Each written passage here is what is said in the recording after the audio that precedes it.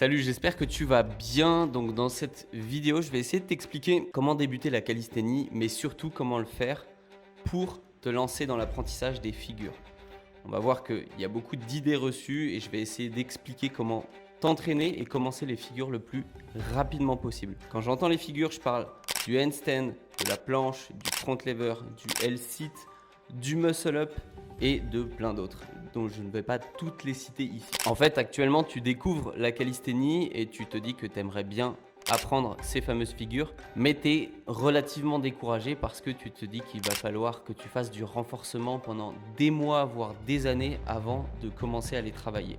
Et ben sache que c'est pas du tout le cas. En fait, tu peux commencer à entraîner tes figures de calisthénie dès ton tout premier entraînement dans cette discipline. Et je vais te montrer exactement comment faire. Et reste bien jusqu'au bout parce que je vais te montrer comment construire des bases solides et surtout comment éviter certaines erreurs, des erreurs de débutants que j'ai fait moi aussi, qui vont te permettre de ne pas te blesser et surtout de gagner beaucoup de temps. Et donc tu vas voir, c'est exactement ce que j'ai fait lorsque j'ai commencé la calisthénie. Personnellement, dès mon premier entraînement, j'ai commencé à travailler ma planche, mon front lever et mon handstand et pourtant j'avais juste quelques pompes, 2-3 dips et même pas une seule traction.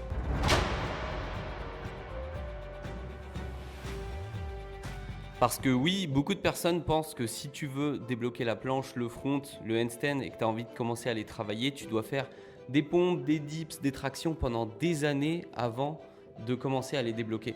Mais la vérité, c'est que tu peux commencer à les travailler dès ton premier jour et bien sûr, tu te renforces en parallèle.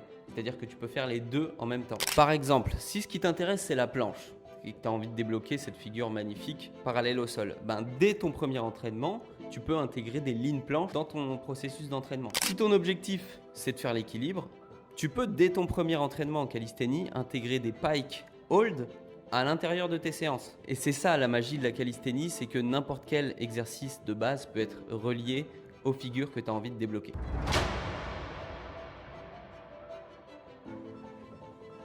Maintenant, on va parler des figures et je vais t'expliquer comment tu peux les travailler dès ton tout premier entraînement de calisthénie. Si ce qui t'intéresse, c'est de débloquer la planche, tu vas pouvoir intégrer des lignes planches dans tes entraînements. En fait, l'avantage de la ligne, c'est qu'il te permet de travailler la planche avec les activations musculaires de cette figure à l'identique. C'est ça qui est génial, avec bien sûr une intensité très faible, c'est-à-dire que c'est vraiment très léger et vous allez pouvoir comprendre le mouvement, l'intégrer et vous l'approprier.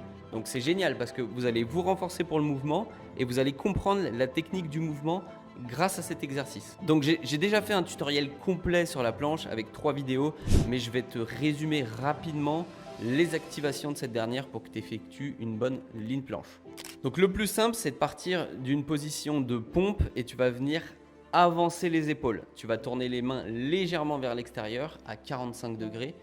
Tu vas tout simplement faire une rotation externe au niveau des coudes. Tu dois avoir une protraction scapulaire, donc les omoplates qui s'étirent au maximum. Tu vas voir ton dos qui s'arrondit légèrement, même si ce n'est pas réellement un arrondissement du dos, mais c'est vraiment les omoplates qui s'étirent. Et tu dois avoir un abaissement au niveau des épaules, donc les épaules qui sont rentrées.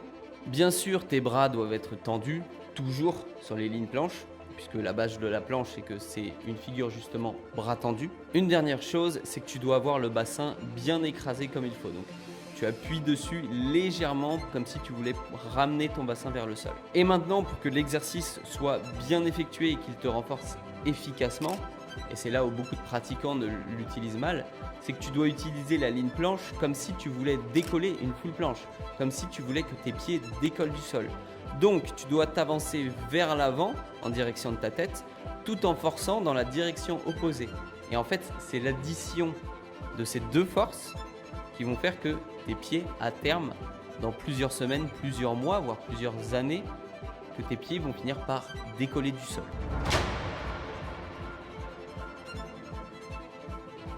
Maintenant, on va voir pour le handstand. Comment tu peux travailler ton handstand dès que tu commences la calisthénie? C'est tout simple, tu vas venir faire des pike hold. Donc tu poses tes mains au sol en position neutre, tu écartes les doigts puisque tu vas venir effectuer toutes les activations musculaires du handstand, ce que j'explique dans une vidéo, puisque j'ai fait un tutoriel complet sur cette figure, encore une fois. Donc tu utilises toutes les activations musculaires du handstand, tu écartes les doigts, tu pousses à fond sur tes épaules, tu rapproches tes pieds le plus possible de tes mains, donc tu vas former une sorte de V comme ça, et tu viens pousser le plus fort possible sur tes épaules.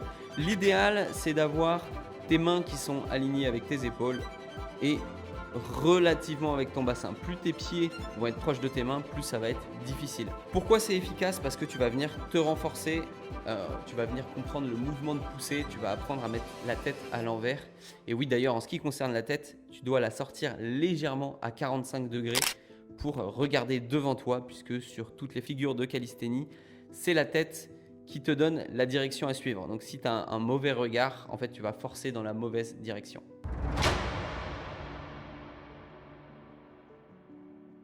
Pour le front lever, tu vas venir effectuer des lean front lever. Donc en fait, tu vas venir serrer et prendre la barre comme si tu faisais des tractions australiennes. Tu vas t'allonger dans le vide. Tu vas effectuer une rétraction scapulaire. Donc tu vas venir serrer tes omoplates, ressortir les pectoraux et abaisser les épaules vers ton buste, vers tes pieds. Et tu vas venir tout simplement forcer comme si tu voulais décoller du sol, comme si tu voulais que tes pieds décollent du sol, mais uniquement en forçant avec ton dos et tes bras. C'est-à-dire que tes pieds doivent être inactifs. Ils sont juste gainés et tendus, bien sûr, mais tu ne dois pas chercher à lever les pieds volontairement. C'est grâce à la force de ton dos que tu vas finir par lever tes pieds. Et donc, l'avantage de cet exercice, c'est qu'il te permet de comprendre le front lever, tout simplement. En fait, tu as exactement les mêmes activations musculaires qu'en front lever, mais avec les pieds au sol, donc intensité très réduite, comme pour la ligne planche finalement. Le L-sit maintenant, c'est un exercice bien trop souvent oublié par les débutants. Le L-sit développe énormément ta force de base et ton gainage, sur ta poussée des épaules notamment. Une façon simple de le travailler, c'est tout simplement de venir décoller une jambe puis l'autre de manière alternative pour comprendre la position, commencer à travailler le gainage, le fait d'avoir les jambes tendues, mais bien sûr avec toujours dans la même logique une intensité beaucoup plus faible. Petit à petit, tu vas gagner en force et tu vas finir par pouvoir décoller les jambes l'une après l'autre et surtout, tu vas le sentir, tu auras plus d'aisance sur le mouvement, plus de facilité, donc tu vas pouvoir venir décoller mais avec les jambes pliées, ce qui est la première étape pour débloquer ton L-sit. Si tu as envie de débloquer plus rapidement tes figures et que ce que tu cherches, c'est une méthode d'entraînement simple, claire, eh bien je t'invite à cliquer sur le premier lien en description. C'est une vidéo sur ma méthode d'entraînement qui t'explique comment déverrouiller n'importe quelle figure en seulement 30 minutes par jour. Donc voilà, si tu es intéressé, premier lien en description, tu cliques et ça t'amènera sur une autre vidéo. C'est cette méthode en tout cas qui a permis à Xavier de débloquer sa planche en 2 mois ou à Timothée de débloquer son équilibre, son front lever et encore une fois d'autres dizaines d'élèves que j'ai accompagnés qui ont aussi débloqué leur première figure en calisthénie. Donc si toi aussi tu as envie de savoir comment t'entraîner efficacement, tu cliques sur le premier lien dans la description et ça t'ouvrira la vidéo comme je te l'ai dit juste avant.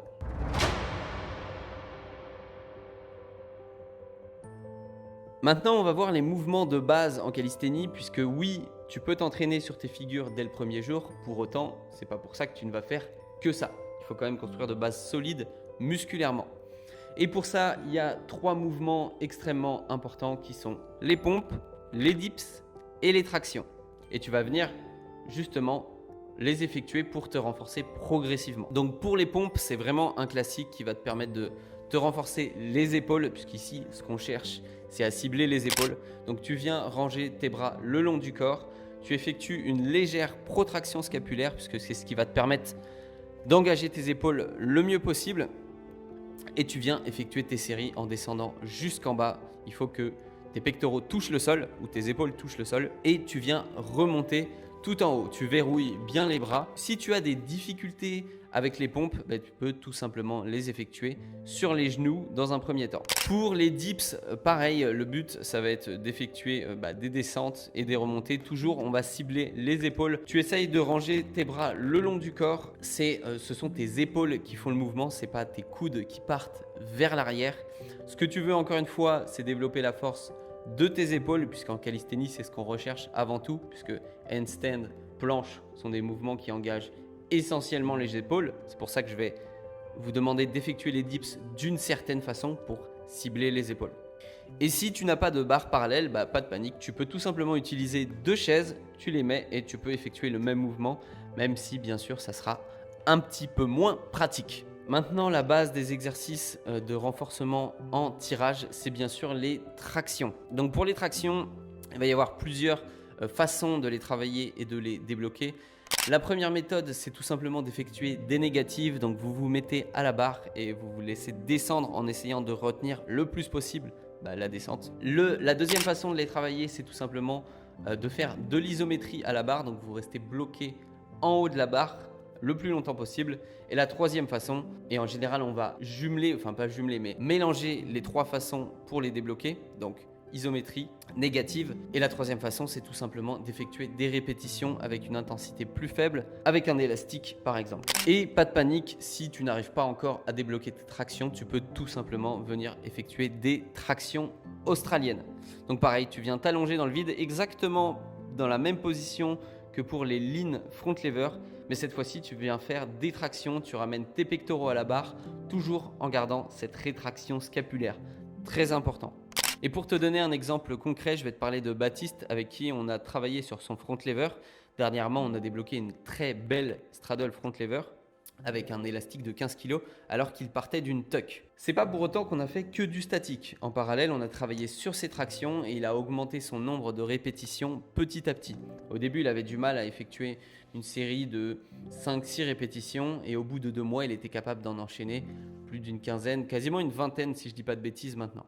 Et en fait, le but, c'est que plus vous évoluez en statique, plus vous enlevez d'exercices de renforcement pour rajouter des exercices de statique justement, puisque c'est ce qui vous intéresse, ce que vous voulez, c'est progresser sur vos figures.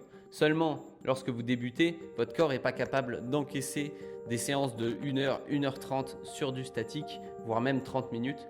Donc, tout simplement, vous venez rajouter des exercices de renforcement. Donc voilà, je t'ai donné tous les éléments nécessaires, tous les outils pour que tu puisses commencer la calisthénie et surtout entraîner tes figures dès le premier jour.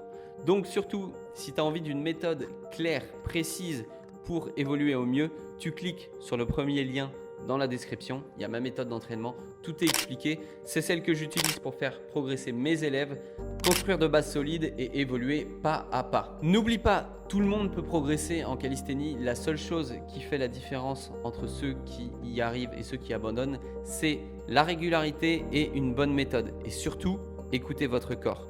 Très, très important. Alors, entraîne-toi bien et on se retrouve dans la prochaine vidéo. Si jamais tu as envie de me soutenir ou que tu apprécies ce que je fais, tu apprécies mon travail, n'hésite pas à t'abonner et à mettre un petit like sur la vidéo. Merci!